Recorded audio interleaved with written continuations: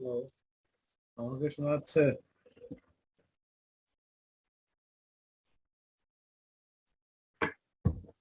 Hello, কথা শোনা যায়? জি স্যার, জি স্যার শুনতে পাচ্ছি।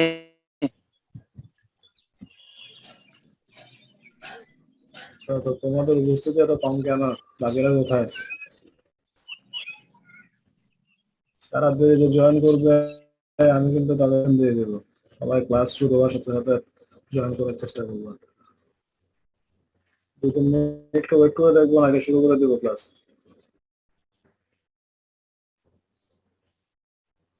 মেজরিটি পার্সন যখন উপস্থিত আছে তারা কি বলো? বাকিদের জন্য স্যার একটু অপেক্ষা ওয়েট করবো করি নাকি স্যার, শুরু করে দেবো? 2-3 মিনিট।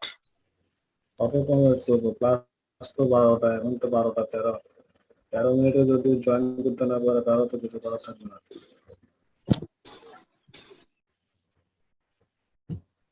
এদিকে কিছুক্ষণ পরে তোমরা আবার শুরু করবো, স্যার ক্লাস বেশি হয়ে যাচ্ছে, একটু ছুটি দেন।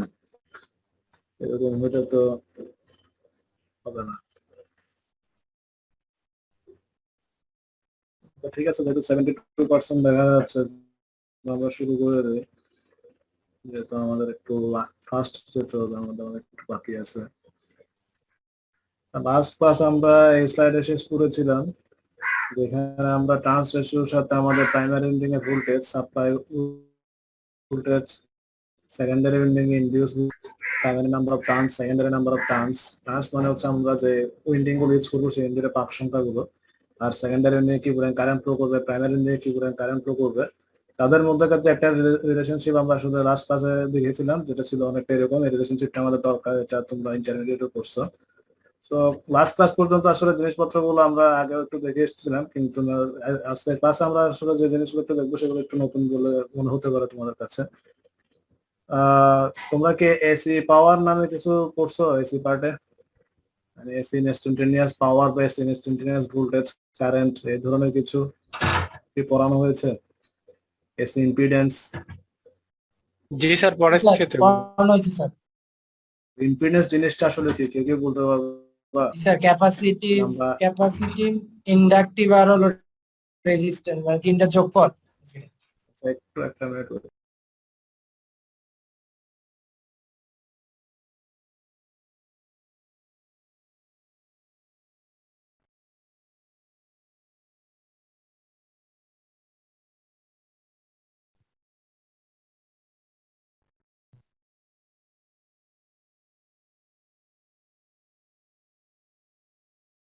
ইম্পিডেন্সের কথা বলতেছিলাম, একজন বলছো হচ্ছে ইম্পিডেন্স কি, রেজিস্ট্যান্স, তারপর কি বলছো?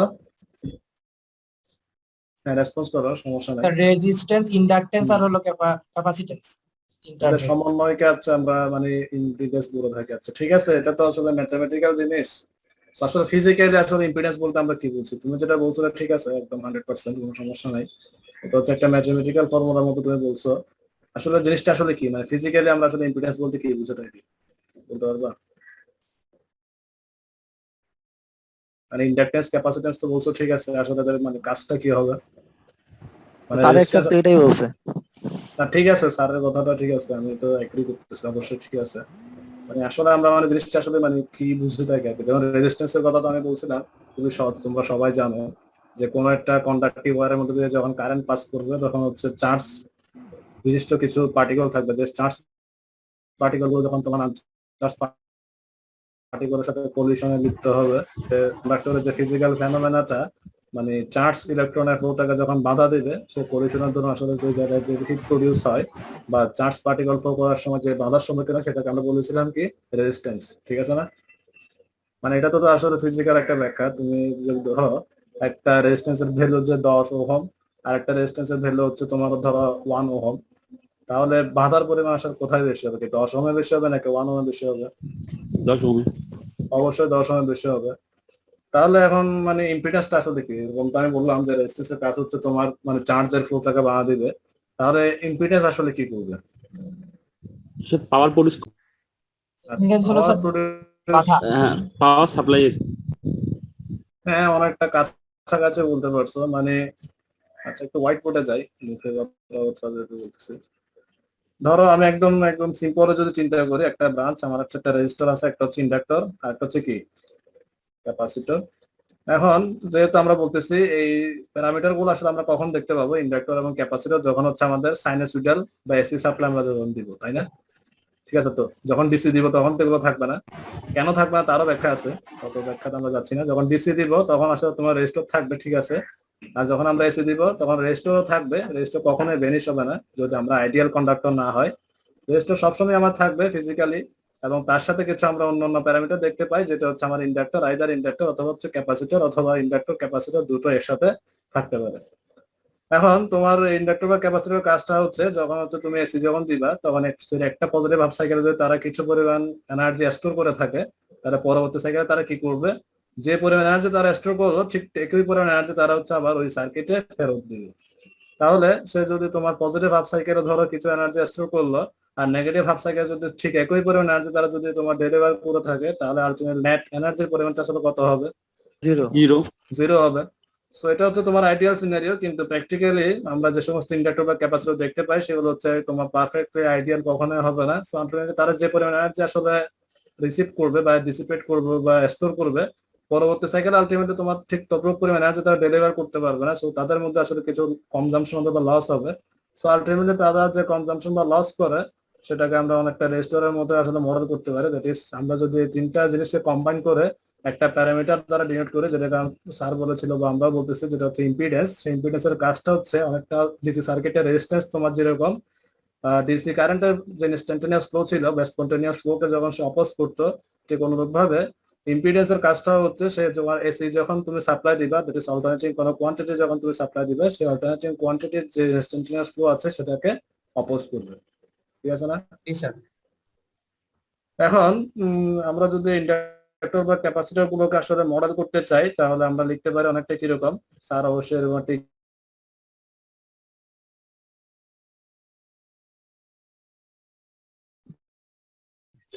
একটা ছিল আমাদের রেজিস্ট্যান্স, একটা ছিল আমাদের ইন্ডাকটেন্স। এই রেজিস্ট্যান্সের সাথে আমরা এই যে টার্ম দিয়ে কিছু জিনিসকে দেখছিলাম এসি পার্টে, মাইনাস যে এক্সি, জি স্যার। এরকম কিছু টার্ম জি স্যার, দেখছি আমরা। এখানে এক্সএল কে কি বলা হয়? Inductive reactance. ইন্ডাকটিভ রিঅ্যাক্ট্যান্স, আর এক্স কে বলা হয় ক্যাপাসিটিভ রিঅ্যাক্ট্যান্স। Capacitive reactance. এখন এই জিনিসগুলো আসলে আমাদের একটু লাগবে। এখন ইন্ডাকটিভ রিঅ্যাক্ট্যান্স বলার কাহিনী হচ্ছে, সেটা হচ্ছে তোমার এই রেজিস্ট্যান্সের সাথে যখন আমরা ক্যালকুলেশন করব, ইন্ডাক্টরের একক হচ্ছে কি হেনরি এবং ক্যাপাসিটরের একক হচ্ছে কি, তাই না? এখন আমরা যদি একই তোমার কোয়ান্টিটি যদি নিয়ে না আসি, যদি আমাদের রেজিস্ট্যান্সের ভ্যালু যেহেতু হচ্ছে ওহম, এটা ইউনিট, সো ইন্ডাক্টর এবং ক্যাপাসিটরকে যদি তাদের ইকুইভ্যালেন্ট রেজিস্টিভ কম্পোনেন্টে আমরা যদি ট্রান্সফর্ম করতে চাই, তাহলে আমরা যেটা করতে পারি সেটা হচ্ছে আমরা টোয়াইস পাই এফ দিয়ে যদি এল কে গুণ করি, তাহলে আমরা যেটা পাই সেটা হচ্ছে ইন্ডাকটিভ রিঅ্যাক্ট্যান্স, যেটা হচ্ছে তোমার ওই ইন্ডাক্টরের রেজিস্টিভ ইকুইভ্যালেন্ট। এবং ক্যাপাসিটরের ক্ষেত্রে যদি আমরা 1/2 পাই এফ সি করি, তাহলে আমরা যে জিনিসটা পাবো সেটা হচ্ছে একটা ক্যাপাসিটরের রেজিস্টিভ ইকুইভ্যালেন্ট, যেটাকে আমরা বলেছিলাম ক্যাপাসিটিভ রিঅ্যাক্ট্যান্স, ঠিক আছে না? এই কোশ্চেন গুলো তো দেখছিলাম বোধ হয়। তো এগুলো একটু আমাদের লাগছে, যে আমরা এসি তে চলে আসছি, সেই জিনিসগুলো একটু আমাদের দেখতে হবে। আমরা আমাদের স্লাইডে ফেরত যাই। তো এখান থেকে যদি আমরা আজকে ক্লাস শুরু করি, আমি রেকর্ডিংটা অন করে দিলাম। রেকর্ড কি হচ্ছে? না স্যার, Recording in আচ্ছা, এখন progress. হচ্ছে বোধহয়। এবার হচ্ছে। হ্যাঁ, ঠিক আছে। এখন দেখো আমরা হচ্ছে এরকম কিছু পাওয়ারের ইকুয়েশন স্যার পড়াবে সামনে, যখন ইনস্ট্যান্টানিয়াস পাওয়ার উনি পড়াবেন, তখন দেখবা জি স্যার, এগুলো আমাদের যে সাপ্লাই ভোল্ট, এগুলো পড়ছো, ওগুলো তো ভালোই। আমাদের যে সাপ্লাই ভোল্টেজ যেটা আছে এবং সাপ্লাই যে কারেন্ট যেটা আছে, সেই ভোল্টেজ এবং কারেন্টের মধ্যে কিছু অ্যাঙ্গেল থাকবে, যেটা হচ্ছে ডিসিতে ছিল না, কিন্তু এটা হচ্ছে সাপ্লাই ভোল্টেজ এবং কারেন্টের মধ্যে কিছু পরিমাণ অ্যাঙ্গেল থাকবে, যে অ্যাঙ্গেলটা হচ্ছে ইন্ডাক্টরের ক্ষেত্রে তোমার এই কারেন্ট, যে কারেন্টটা আছে সেই ভোল্টেজটাকে সে একটা নির্দিষ্ট পরিমাণ অ্যাঙ্গেলে ল্যাগ করবে। অর্থাৎ ভোল্টেজের ওয়েভ ফর্ম যদি ধরো 0 ডিগ্রি পজিশন থেকে শুরু হয়, তাহলে কারেন্টের ওয়েভ ফর্মটা ওই 0 ডিগ্রি পজিশন থেকে শুরু হতে পারবে না, সে হচ্ছে কিছু সময় পরে শুরু করবে। ধরো আমরা যদি ধরে নেই আমাদের যে ইন্ডাক্টর যেটা ছিল, যেহেতু আমরা ট্রান্সফরমারে আছি, ট্রান্সফরমার মিনস হচ্ছে আমাদের কিছু কয়েল। সো কয়েল বলতে আমরা ট্রান্সফরমারকে একটা, সরি আমার ড্রয়িং টিংটা অত ভালো হচ্ছে না, আমরা ইন্ডাক্টর সে চিন্তা করতে পারি। সো ইন্ডাক্টরের মধ্য দিয়ে যখন কারেন্ট ফ্লো করবে, একটা ইন্ডাক্টরের প্রপার্টি হচ্ছে সে কারেন্টের যে রেট অফ চেঞ্জ আছে, সে কারেন্টের রেট অফ চেঞ্জকে সে কি করবে, বাধা দিবে, ঠিক আছে না? এই কথাগুলো কি শুনছো? জি স্যার। হ্যাঁ, ওরকম কিছু মনে হয় স্যার বলছে। তো অবশ্যই যে কারেন্টের যে রেট অফ চেঞ্জকে সে অপোজ করবে, কিন্তু ভোল্টেজ তার মধ্যে দিয়ে তোমার ইজিলি পাস করে যাবে। সো আমরা যদি একটা রেফারেন্স এক্সিস যদি চিন্তা করি, আমাদের রেফারেন্স এক্সিস আছে এক্স, সো এক্সিসে ধরো আমি যদি ভোল্টেজকে ধরে 0 ডিগ্রি পজিশনে যদি ড্র করি, তাহলে ইন্ডাক্টর যদি অনলি ফর ইন্ডাক্টর আমি কথাগুলো বললাম, ক্যাপাসিটরের ক্ষেত্রে জিনিসটা আলাদা, সেটা আমাদের এখন দরকার নাই। সো যদি একটা আইডিয়াল ইন্ডাক্টর হয়, সেই আইডিয়াল ইন্ডাক্টরের ক্ষেত্রে কারেন্টের রেট অফ চেঞ্জকে যেহেতু সে বাধা দেয়, সো আমি যদি এক্স ওয়াই প্লট করি, ভোল্টেজ যদি তোমার 0 ডিগ্রি পজিশন থেকে শুরু হয়, কারেন্টের ওয়েভ ফর্মটা ঠিক 0 ডিগ্রি পজিশন থেকে শুরু হতে পারবে না। যদি তোমার একদম শুরুতে যখন time T is equal to 0 degree position শুরু হয়, কিন্তু কিছু সময় পর গিয়ে দেখা যায় ভোল্টেজের ওয়েভ ফর্ম যদিও 0 ডিগ্রি পজিশন থেকে শুরু হয়, কারেন্ট কিন্তু তার কিছুটা সময় পরে গিয়ে শুরু হবে ফর ইন্ডাক্টর। 90 ডিগ্রি লিডিং থাকবে। হ্যাঁ, ল্যাগিং থাকবে, ভোল্টেজ হচ্ছে তোমার লিডিং এ থাকবে আর কারেন্ট হচ্ছে জি তোমার স্যার, 90 lagging লেগে থাকবে। ঠিক আছে ওটা। সো আমরা যদি এরকম একটা রিলেশনশিপ আমরা ড্র করতে পারি, আমি জাস্ট একটা অ্যাঙ্গেল থিটা দ্বারা যদি ডিনোট করি, আমাদের আইডিয়াল ইন্ডাক্টর যদি হয় সেক্ষেত্রে হচ্ছে ভোল্টেজ এবং কারেন্টের মধ্যে যে ফেজ ডিফারেন্স সেটা হচ্ছে 90 ডিগ্রি, কিন্তু প্র্যাকটিক্যালি আমরা যে ইন্ডাক্টরগুলো দেখতে পাবো সেগুলোর ক্ষেত্রে সবসময় আসলে 90 ডিগ্রি পাওয়া যায় না। সো আমরা সামহাউ একটা অ্যাঙ্গেল দিয়ে যদি তাকে ডিনোট করে থাকি, সো কারেন্ট এবং ভোল্টেজের মধ্যে যে রিলেশনশিপ সেটাকে আমরা অনেকটা এভাবে আমরা প্রকাশ করতে পারি। অর্থাৎ আমরা বলতে পারি একটা ইন্ডাক্টরের ক্ষেত্রে ভোল্টেজ এবং কারেন্টের মধ্যে হচ্ছে 90 ডিগ্রি ফেজ ডিফারেন্স থাকবে, অথবা থিটা পরিমাণ ফেজ ডিফারেন্স থাকবে, যেখানে ভোল্টেজকে কারেন্ট আসলে থিটা ডিগ্রি পরিমাণ অ্যাঙ্গেলে আসলে ল্যাগ করবে, অর্থাৎ কারেন্ট ভোল্টেজের সাপেক্ষে থিটা ডিগ্রি অ্যাঙ্গেল পিছিয়ে থাকবে। ঠিক আছে না? সো এই জিনিসটা যদি আমরা ট্রান্সফরমারের ক্ষেত্রে যদি আমরা অ্যাপ্লাই করে থাকি, আমাদের যে ট্রান্সফরমার আছে সেখানে যদি আমরা ফেরত যাই, সো আমরা পাওয়ারের যে ইকুয়েশন যেটা ছিল, সেই পাওয়ারের ইকুয়েশনটাকে অনেকটা লিখছিলাম পি সমান ভিআই কস থিটা। সো পাওয়ারের আবার হচ্ছে তোমার দুই ধরনের পাওয়ার আছে। একটু ওয়েট করো, আমার হোয়াইট বোর্ডটা কাজ করতেছে না কেন বুঝলাম না।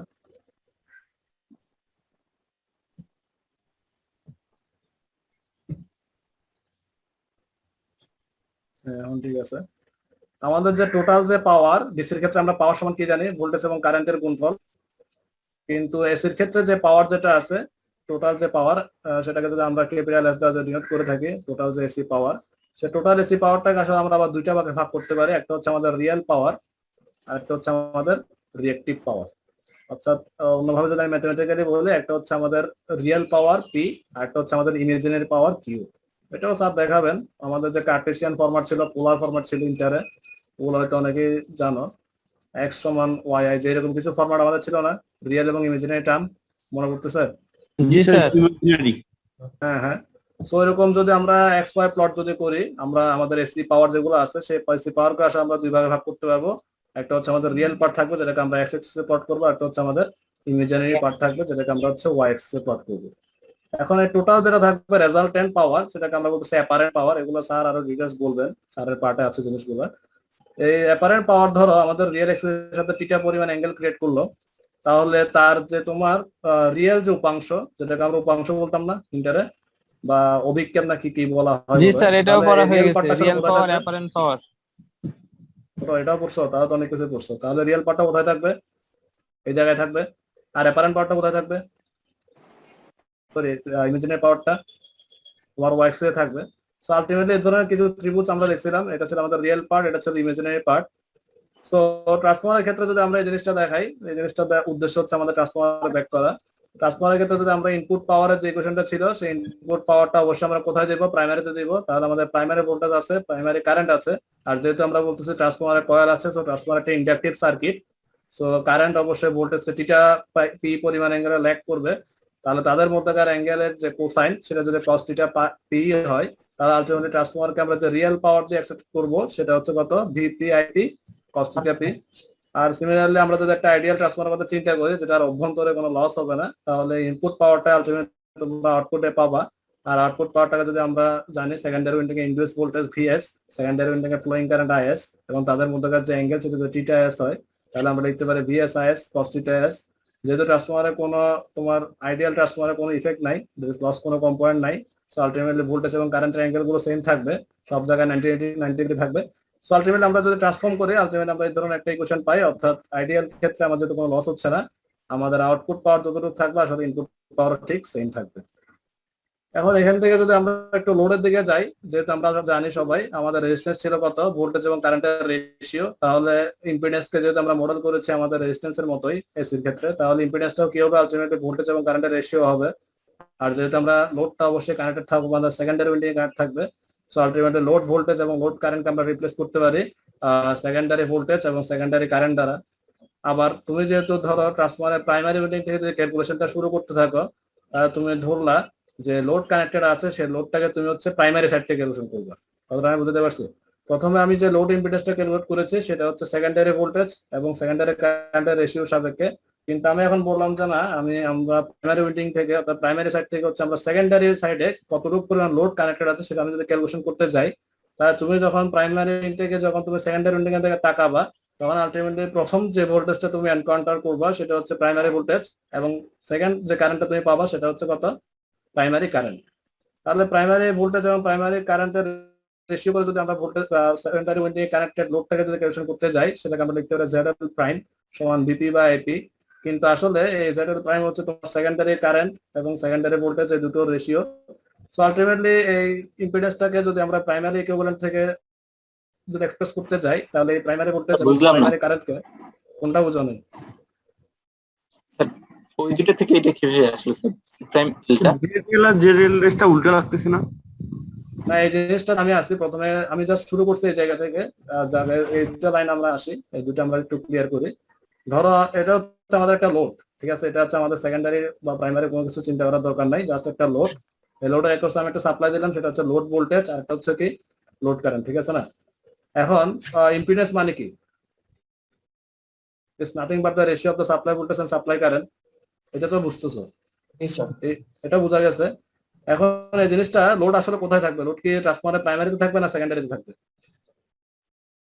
সেকেন্ডারিতে। অবশ্যই সেকেন্ডারি থাকবে। ধরো আমাদের এরকম একটা ট্রান্সফরমার আছে, এটা হচ্ছে আমাদের প্রাইমারি সাপ্লাই ভোল্টেজ, এখানে আমাদের কোর আছে, এই কোরটাকে আমরা বাদ দিচ্ছি, এখন আমাদের এটা নিয়ে চিন্তা করার দরকার নাই, আমরা জাস্ট সেকেন্ডারিতে আছি। তো সেকেন্ডারি উইন্ডিং এর অ্যাক্রসে যে ভোল্টেজটা ডেভেলপ হবে সেটা যদি VS হয়, এবং সেকেন্ডারি উইন্ডিং আসলে যে কারেন্টটা ফ্লো করবে সেটা যদি IS হয়, তাহলে সেকেন্ডারি লোড আসলে কোন দুইটা প্যারামিটারের রেশিও? অবশ্যই VS এবং IS। এখন আমি যেটা করতে যাচ্ছি, যখন আমি ক্যালকুলেশন করব, ধরো আমি ক্যালকুলেশনটা শুরু করতেছি আমাদের প্রাইমারি সাইড থেকে। আমি ধরলাম যে তুমি প্রাইমারি সাইড থেকে যদি তুমি সেকেন্ডারি সাইডের দিকে তাকাও, তাহলে তুমি লোড ইম্পিডেন্সটা আসলে কার রেশিও আকারে দেখতে পাবে? সেকেন্ডারি না, ঠিক আছে, তুমি যদি প্রাইমারি ইউনিট থেকে তাকাও, ধরো তুমি এই ইউনিট থেকে তুমি তাকাচ্ছ, এই বাম দিকে তুমি যদি ডান দিকে তাকাও, আসলে তুমি সেকেন্ডারি ইম্পিডেন্স তো আসলে ভোল্টেজ এবং কারেন্টের রেশিও, ঠিক আছে? কিন্তু তুমি যখন সেকেন্ডারি উইন্ডিং এর দিকে তাকাবা, শুরু করবা হচ্ছে প্রাইমারি উইন্ডিং থেকে, তুমি শুরুতে আসলে কোন দুইটা প্যারামিটার পাবা? একটা হচ্ছে প্রাইমারি ভোল্টেজ, একটা হচ্ছে প্রাইমারি কারেন্ট না? তাহলে তুমি যদি রেশিও করতে যাও, তাহলে তোমার কোন দুইটা প্যারামিটার সাহায্য আগে নিতে হবে? Nothing but the primary voltage এবং প্রাইমারি কারেন্ট। কিন্তু আলটিমেটলি তোমার এই লোড ইম্পিডেন্সটা আসলে প্রাইমারি ভোল্টেজ এবং প্রাইমারি কারেন্টের রেশিও না, তারা হচ্ছে তোমার সেকেন্ডারি ভোল্টেজ এবং সেকেন্ডারি কারেন্টের রেশিও। সো আমি জাস্ট যেটা প্রাইম যেটা বলছি সেটা হচ্ছে primary equivalent of the secondary load impedance.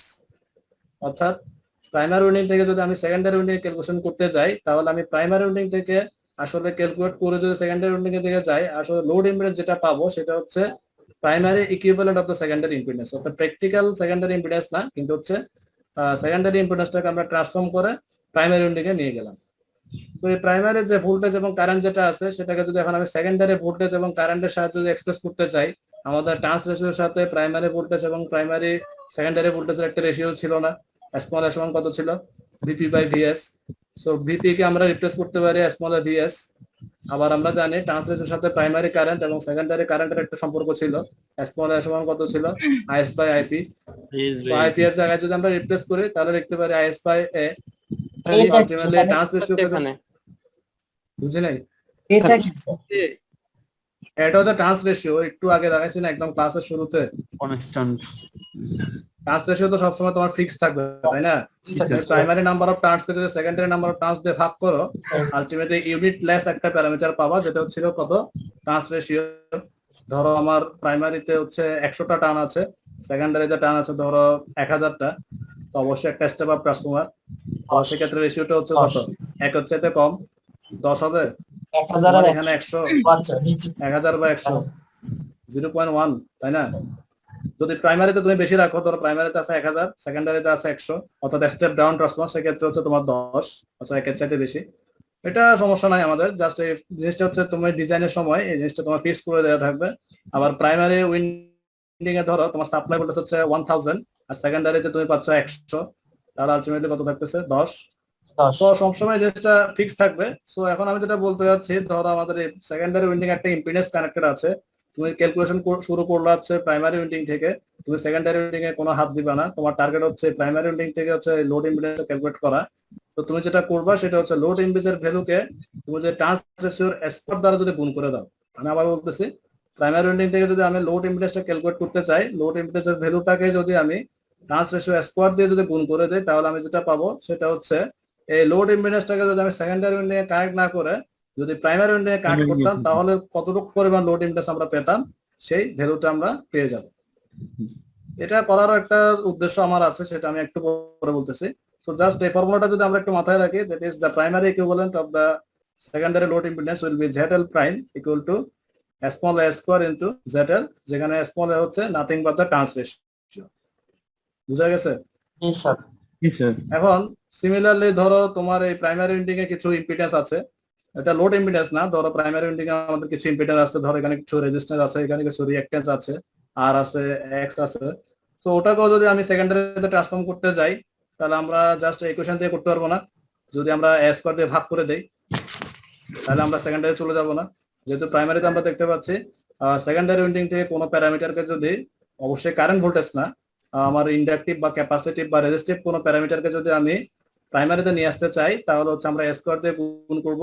So যদি আমরা স্কয়ার দিয়ে গুণ করে যদি primary equivalent of the secondary পাই, তাহলে secondary equivalent of the primary পেতে গেলে আমাদের কি করতে হবে? ভাগ করতে হবে। জাস্ট স্কয়ার দিয়ে ভাগ করে দিতে হবে। সিম্পল না একদম? জাস্ট এই ভোল্টেজ কারেন্টের মতো। জেড প্রাইম তখন তুমি জেড প্রাইম লিখবা না, হ্যাঁ এটা হচ্ছে primary equivalent of the secondary load impedance. ধরো এই লোড ইম্পিডেন্সের ভ্যালু হচ্ছে 100, এটাকে যদি তুমি ট্রান্স রেশিও স্কয়ার দিয়ে গুণ করে দাও, তাহলে যে ভ্যালুটা পাবা ওইটা হচ্ছে ওই লোড ইম্পিডেন্সটাকে তুমি যে প্রাইমারিতে কানেক্ট করতে আসলে কত ভ্যালুর ইম্পিডেন্স তোমার কানেক্ট করতে হতো সেই ম্যাগনিটিউডটা। আবার ওই সেকেন্ডারিতে ধরো কিছু প্রাইমারিতে কিছু তোমার ইম্পিডেন্স আছে, যেটাকে ধরো আমি নাম দিলাম ZS, সেই ZS কে যদি সেকেন্ডারিতে ট্রান্সফর্ম করতে যাও, তাহলে তুমি যেটা করবা ZS প্রাইম হয়ে যাবে, তখন ডিভাইড বাই কত হবে, ZS by a square equal to B ZS prime. অর্থাৎ এখানে যদি তোমার কোনো রেজিস্ট্যান্স থাকে, সেটাকে তুমি যদি স্কয়ার দিয়ে ভাগ করে দাও, তাহলে তুমি সেটাকে প্রাইমারি সেকেন্ডারিতে ট্রান্সফর্ম করতে পারবা। অনুরূপভাবে সেকেন্ডারিতে যদি কোনো রেজিস্ট্যান্স থাকে বা রিঅ্যাকট্যান্স থাকে, সেটাকে যদি স্কয়ার দিয়ে গুণ করে দাও, তাহলে তুমি সেটাকে প্রাইমারিতে নিয়ে আসতে পারবে। জাস্ট এই ইকুয়েশনটা বোঝানোর উদ্দেশ্য হচ্ছে ওটা, এটা আসলে আমাদের ইকুইভ্যালেন্ট সার্কিটে লাগবে। আচ্ছা, এতটুকু পর্যন্ত বোঝা যায় নাই এমন কিছু আছে কিনা? বুঝছি স্যার। হ্যাঁ, বুঝছি স্যার। আচ্ছা ঠিক আছে, তাহলে আমরা আগাই। এখন এই লস গুলাকে আমরা পড়ছি আগে, এই copper loss, eddy current loss, hysteresis loss, জি স্যার। ওগুলো মেশিনে পড়ছিলাম, আমরা ডিসি তে পড়ছি। সো সেম জিনিস, কিছুই না, আমরা জানি resistive heating loss is nothing but the copper loss. যেহেতু আমরা বলতেছি আমাদের কপার উইন্ডিং আমরা ইউজ করব, যদিও আমাদের কয়েল হলেও, যদি আমাদের ইন্ডাক্টর ক্যালকুলেশন করার কথা, যেহেতু কোনো ওয়্যারই হচ্ছে বাস্তবে তোমার প্র্যাকটিক্যাল না, তাদের মধ্যে মানে লস ফ্রি না, সেখানে অবশ্যই কিছু তোমার রেজিস্টিভ কম্পোনেন্ট থাকবে। আর রেজিস্টিভ কম্পোনেন্ট থাকা মানে হচ্ছে তার মধ্যে কারেন্ট প্রয়োগ করতে গেলে সে কিছু অপোজিশন ক্রিয়েট করবে, যে অপোজিশনের দরুন সেখানে কিছু হিট প্রডিউস হয়, যেটাকে আমরা আসলে মডেল করেছিলাম কপার লস দ্বারা, যে কপার লসটা আসলে হচ্ছে কারেন্টের স্কোয়ারের সাথে প্রপোর্শনাল। কারেন্ট যত পারবে তার বর্গানুপাতে তোমার এই কপার লসটা বাড়বে। সো আমাদের যেহেতু ট্রান্সফরমারের দুইটা উইন্ডিং আছে, আমরা যদি ট্রান্সফরমারে যাই, আমাদের যেহেতু দুইটা উইন্ডিং আছে, একটা হচ্ছে প্রাইমারি উইন্ডিং আর একটা হচ্ছে সেকেন্ডারি উইন্ডিং। সেই উইন্ডিং এ অবশ্যই কিছু আমাদের রেজিস্ট্যান্স থাকবে, যেটাকে আমরা বলতেছি প্রাইমারি রেজিস্ট্যান্স আরপি, আবার সেকেন্ডারি উইন্ডিং এর যে রেজিস্ট্যান্স থাকবে সেটাকে আমরা বলতেছি সেকেন্ডারি রেজিস্ট্যান্স আরএস। সো এই কপার লসটাকে মডেল করার জন্য আমরা ধরে নিব ট্রান্সফরমারের যে প্রাইমারি উইন্ডিং যেটা আছে, এটা হচ্ছে আমাদের প্রাইমারি সাইড, এটা হচ্ছে আমাদের সেকেন্ডারি সাইড। সো প্রাইমারি সাইডে আমাদের কিছু রেজিস্ট্যান্স থাকবে সিরিজে, যেটা হচ্ছে আমাদের প্রাইমারি কারেন্টটাকে বাধা দিবে। এই জিনিসটা আমার দরকার নেই, আমি জাস্ট রেজিস্ট্যান্সের কথাটাই বলতেছি। এই কপার লসটাকে মডেল করার জন্য আমরা যেটা করলাম, প্রাইমারি উইন্ডিং একটা রেজিস্ট্যান্স যোগ করে দিলাম আরপি, যেটা হচ্ছে প্রাইমারি কারেন্টের ফ্লোটাকে বাধা দিবে। ঠিক অনুরূপভাবে সেকেন্ডারি উইন্ডিং এও যেহেতু তোমার কিছু কয়েল আছে, কয়েলের মধ্যে অবশ্যই কিছু রেজিস্ট্যান্স থাকবে, যে রেজিস্ট্যান্সটা হচ্ছে তোমার সেকেন্ডারি কারেন্ট ফ্লোটাকে অপোজ করবে, এবং অপোজিশনের দরুন সেখানে আমরা কিছু কপার লস পাবো। সেটাকে মডেল করার জন্য আমরা সেকেন্ডারি উইন্ডিং এর কিছু রেজিস্ট্যান্স চিন্তা করলাম, যেটাকে আমরা দিলাম আরএস। বুঝা গেল তো? কোনো কোয়েশ্চেন? আবার বলেন। আবার বলতেছি, আমরা হচ্ছে ট্রান্সফরমারে আমরা কিছু লস দেখতে পাচ্ছি আমাদের রিয়েল ট্রান্সফরমার, যেহেতু আমরা চলে আসলাম আইডিয়াল থেকে। সো আইডিয়াল থেকে যখন আমরা রিয়েলে যাব অবশ্যই কিছু লস আমাদের চিন্তা করতে হবে, অর্থাৎ আমরা প্রাইমারিতে যত সাপ্লাই দিব ঠিক অ্যাকুরেট 100% সাপ্লাই আমরা আউটপুটে একটু পাবো না। ধীরে ধীরে বুঝতে সুবিধা হইতো, হ্যাঁ বুঝে নাই, একটু ধীরে ধীরে বললে, স্লোলি। স্লোলি, আগে স্লোলি বলতেছি। আমরা ট্রান্সফরমারে কিছু লসের কথা চিন্তা করতেছি। একটা হচ্ছে আমাদের কপার লস, আমরা শুরুতে এই লসটাতে আসি। এই কপার লস জিনিসটা আসলে কি? জিনিসটা হচ্ছে কোন উইন্ডিং এর মধ্যে যখন কারেন্ট ফ্লো করা শুরু করবে বা কোন কয়েলের মধ্যে দিয়ে, তো সেই কয়েলের অবশ্যই কিছু তোমার কি থাকবে, রেজিস্ট্যান্স থাকবে না? সেই রেজিস্ট্যান্সের কাজ হচ্ছে কারেন্টের ফ্লোটাকে বাড়া দেওয়া। যেহেতু কারেন্টের ফ্লোটাকে বাড়া দেবে সেখানে কিছু হিট লস হবে, যে হিট লসটাকে আমরা বলতেছি কপার লস। ঠিক আছে না? এখন এই কপার লসটা হচ্ছে কারেন্টের তোমার স্কোয়ারের প্রপোর্শনাল, অর্থাৎ কারেন্ট যত বাড়বে তোমার অপোজিশন তত বাড়বে, আলটিমেটলি তোমার লসটাও তত বাড়বে। এখন যেহেতু আমরা তোমার রিয়েল ট্রান্সফরমারে চলে আসলাম, আমরা প্র্যাকটিক্যাল ট্রান্সফরমারে নাই। সো রিয়েল ট্রান্সফরমার বলতে গেলে আমাদের যে উইন্ডিং গুলো থাকবে, এই যে উইন্ডিং গুলো আছে সেই উইন্ডিং গুলো যদিও কয়েল, কয়েল মিনস হচ্ছে ইন্ডাক্টর, কিন্তু যেহেতু তার মধ্যে কিছু লস আছে, রেজিস্টিভ লস। সো আমরা মডেল, যেহেতু আমরা এখন মডেল করতেছি, মডেলিং এ আছি, সো আমরা ধরতে পারি এই কয়েলের সাথে তোমার কি থাকবে, কিছু রেজিস্ট্যান্স থাকবে, যে রেজিস্ট্যান্স গুলো হচ্ছে তোমার এই কারেন্টের ফ্লোটাকে বাড়া দিবে। সো কারেন্টের ফ্লোটাকে যদি বাড়া দিচ্ছে সেইটাকে আমরা মডেল করেছিলাম কপার লস আকারে। সো আলটিমেটলি প্রাইমারি উইন্ডিং এ যে কয়েল থাকবে সেই কয়েলের অভ্যন্তরে যে রেজিস্ট্যান্স আছে সেটাকে আমি ধরে নিলাম আরপি। ঠিক অনুরূপভাবে সেকেন্ডারি উইন্ডিং এ তোমার কিছু রেজিস্ট্যান্স থাকবে যেটাকে আমরা ধরে নিচ্ছি আরএস। সো আরপি এবং আরএস এই দুটো রেজিস্ট্যান্স হচ্ছে আমাদের কপার লসটাকে মডেল করলো। এই দুটো জিনিস বোঝা গেছে কিনা সেটা বলো, জাস্ট আরপি এবং আরএস, বাকিগুলো এখন দেখার দরকার নেই, বাকিগুলো আমি যাচ্ছি আস্তে জি আস্তে। স্যার বুঝছি। এখন পরবর্তীতে আরেকটা লসের কথা আমরা বলতেছি, যেটাকে হচ্ছে আমরা বলতেছি eddy current loss. Eddy current লসটা আমরা লাস্ট ক্লাসে বলছি না, সেটা কোথায় হবে, উইন্ডিং হবে নাকি কোরের মধ্যে হবে? ইডি কারেন্ট লসটা, এই কপার লসটা হলো হচ্ছে আমাদের উইন্ডিং এ হচ্ছে, প্রাইমারি উইন্ডিং এবং সেকেন্ডারি উইন্ডিং, এটাতে কোনো সন্দেহ নাই। আর ইডি কারেন্ট লসটা কোথায় হবে? ট্রান্সফরমার কোরের অভ্যন্তর হবে। এখন কোরের অভ্যন্তরে যেহেতু লসটা হচ্ছে, যেটাকে আমরা বলেছিলাম ইডি কারেন্ট লস, যে লসটা হচ্ছে আবার কিসের উপর ডিপেন্ড করতেছে? সাপ্লাই ভোল্টেজের উপর। যদি ভোল্টেজ যদি তোমার বাড়ে, ফ্লাক্সের পরিমাণ বাড়বে, ফ্লাক্সের পরিমাণ বাড়লে ইন্ডিউস ইএমএফ বাড়বে, ইন্ডিউস ইএমএফ যদি বাড়ে আননেসেসারি কিছু কারেন্ট আমার কোরের মধ্যে সার্কুলেট করা শুরু করবে, যেটা তোমার মিউচুয়াল ফ্লাক্স প্রোডাকশনের কোনো কাজে আসবে না, যেটা হচ্ছে জাস্ট লস আকারে ওই কোরের মধ্যে ঘুরতে থাকবে। সেজন্য এটাকে নাম দিয়েছিলাম আমরা সিডি কারেন্ট লস। সিডি কারেন্ট লসটা হচ্ছে তোমার এই ভোল্টেজের উপর ডিপেন্ড করবে, সাপ্লাই ভোল্টেজের উপর ডিপেন্ড করবে। আবার আরেকটা লসের কথা আমরা বলছিলাম, যেটা ছিল আমাদের হিস্টেরিসিস লস। হিস্টেরিসিস লসের কথা কি মনে আছে? হিস্টেরিসিস লস কিছু ম্যাগনেটিক ডাইপোল ছিল, আমরা একটা চিত্র দিয়ে বুঝাইছিলাম একটা ক্লাসের মধ্যে। যে আমাদের এসি যে সাপ্লাই যেটা ছিল, সেই এসি সাপ্লাইটা আমাদের ফেরোম্যাগনেটিক ম্যাটেরিয়ালের মধ্যে যে ডাইপোল গুলো থাকবে, এসির কাজ হচ্ছে একবার সে পজিটিভ হবে একবার নেগেটিভ হবে, অর্থাৎ ডিরেকশন চেঞ্জ করবে। সো সাপ্লাই ভোল্টেজের সাথে আমাদের কোরের অভ্যন্তরে যে ম্যাগনেটিক ডাইপোল গুলো থাকবে সেগুলো তোমার একটা রেগুলার প্যাটার্নে সজ্জিত হবে। আবার ইনস্ট্যান্টলি যেহেতু তোমার এসি সাপ্লাই ডিরেকশন চেঞ্জ করবে, যখন সে পজিটিভ থেকে আবার নেগেটিভ হবে, সে চাইবে তোমার ওই ফেরোম্যাগনেটিক ম্যাটেরিয়াল অভ্যন্তরে যে ডাইপোল গুলোর রেগুলার অ্যালাইনমেন্ট, সে অ্যালাইনমেন্টটাকে আবার চেঞ্জ করার জন্য চাইবে। অর্থাৎ পজিটিভ ডিরেকশনে একবার অ্যালাইনড হলো, আবার নেগেটিভ ডিরেকশনে অ্যালাইনড হলো। এখন ডাইপোল গুলো আবার তোমার এই অ্যালাইনমেন্ট চেঞ্জ করার সময় তাদের মধ্যে একটা ইনার্শিয়া কাজ করবে, অর্থাৎ ডাইপোল গুলো সবসময় চাইবে তারা একবার যে অ্যারেঞ্জমেন্টে সজ্জিত হলো সবসময় ওই অ্যারেঞ্জমেন্টে থাকার জন্য চেষ্টা করবে। কিন্তু এসির যে সাপ্লাই, সে সাপ্লাইটা ফোর্স করবে তাকে সবসময় ওই সাপ্লাইয়ের ডিরেকশন যেভাবে চেঞ্জ হবে ডাইপোলের মুভমেন্ট গুলো যাতে সেভাবে চেঞ্জ হয়। সো ডাইপোলের মুভমেন্ট যখন চেঞ্জ হতে চাইবে তখন তাদের মধ্যে কিছু ইন্টারনাল ফ্রিকশন হবে, অ্যাটমের মধ্যে ফ্রিকশন হবে, ফ্রিকশন হলে অবশ্যই তাদের মধ্যে কিছু লস হবে, যে লসটাকে আমরা বলেছিলাম হিস্টেরিসিস লস। কিছু কি মনে পড়তেছে এখন? না কিছুই মনে পড়তেছে না? সবাই চুপ হয়ে গেল? হিস্টেরিসিস লসের কথা মনে পড়তেছে না? হালকা হালকা স্যার। হালকা মনে করলে তো হবে না, এটা তোমার ওই ডিসি মেশিনের মধ্যে কিন্তু অনেক বিস্তারিত বলছিলাম আমি। আমি জাস্ট এই আর্টিকেলটা একটু দেখতে হবে তাইলে আমাদের ইডি কারেন্ট লস এবং হিস্টেরিসিস লস এই দুটো জিনিস হচ্ছে আমাদের এই চ্যাপম্যানের যে বইটা আছে সেই বইয়ের পিডিএফ আমি যেটা তোমাদেরকে দিচ্ছি, ওটা 26 নাম্বার পেজ থেকে 31 নাম্বার পেজ পর্যন্ত বইয়ের পেজ নাম্বার, এটা হচ্ছে পিডিএফ এর পেজ নাম্বার না, বইয়ের পেজ নাম্বার একটু একটু খেয়াল করতে হবে। ওই জায়গায় জিনিসগুলো একটু ব্যাখ্যা আছে, আমি যেগুলো মুখে বললাম ওই জিনিসটা একটু এখানে ব্যাখ্যাটা পাবো। এটা কি আর বোঝানোর দরকার আছে হিস্টেরিসিস লসটা? যদি দরকার থাকে তাহলে আমার একটু বইয়ে ব্যাক করতে হবে, দরকার আছে কিনা বলো? একটু দেখাই দেন। আচ্ছা দেখাইতে যদি হয় তাহলে আমাকে শেয়ারটা একটু বন্ধ করতে হবে, স্টপ শেয়ার করি। আচ্ছা একটু ওয়েট করো, আমি একটু বইটা খুঁজে বের করি।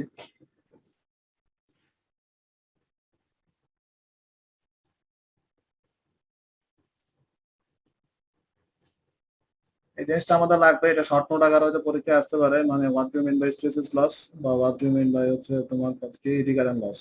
যেহেতু আমাদের জিনিসটা তোমার ডিসিমেশনও আছে, আমাদের এস্টিমেশনও জিনিসটা আছে, সেই জিনিসটা একটু আমাদের ইম্পর্টেন্ট।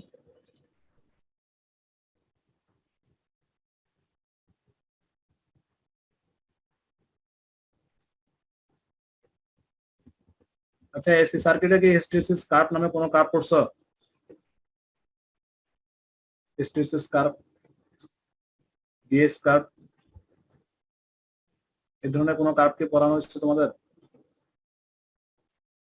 এসি কার্ভ বলতে স্যার ফার্স্টের দিকে কিছু কার্ভ পড়ছিলাম স্যার। না ওইরকম না, মানে ম্যাগনেটিক সার্কিট, ম্যাগনেটিক সার্কিট কে না স্যার, তোমাদের এটা এখনো পড়া হয়নি। আচ্ছা ওটা নাই হয়তো, তো সমস্যা নাই, আমি দেখি কতটুকু। বই কি দেখা যাচ্ছে এখন? জি স্যার, দেখা যায়। আচ্ছা, এটা আমি তোমাদের একটা অ্যানিমেশন দিয়ে বুঝেছিলাম এই চিত্রটাই। এটা হচ্ছে আমরা যখন চিত্রটাতে যখন আসি, ধরো আমাদের একটা ফেরোম্যাগনেটিক ম্যাটেরিয়াল, এই ফেরোম্যাগনেটিক ম্যাটেরিয়াল একটা বাউন্ডারি আমরা চিন্তা করতেছি, এটা জাস্ট একটা ভিজুয়াল পারসেপশন।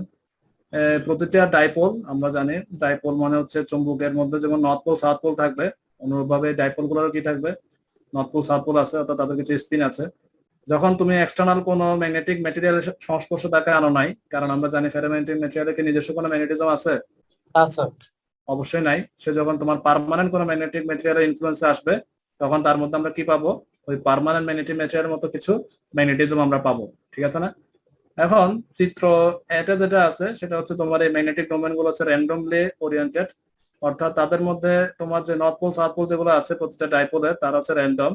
যেহেতু তাদের কোনো রেগুলার প্যাটার্ন নাই, কোনো নির্দিষ্ট পার্টিকুলার ডিরেকশনে যেহেতু তাদের কোনো অ্যালাইনমেন্ট নাই, সো তাদের নেট ম্যাগনেটিজমটা আসলে কত হবে? এদেরকে কোনো নেট ম্যাগনেটিজম আছে নাকি নাই? নাই স্যার। অবশ্যই নাই, জিরো। যেহেতু স্পিন গুলো র্যান্ডম, তোমার স্পিন গুলোর মুভমেন্ট যেহেতু র্যান্ডম, তীর চিহ্ন দ্বারা বোঝানো হচ্ছে কিছু হচ্ছে ক্রস, ক্রস মানে হচ্ছে তোমার বাইরের দিকে, আর ডট মানে হচ্ছে ভিতরের দিকে, জাস্ট আমরা ধরে নিলাম।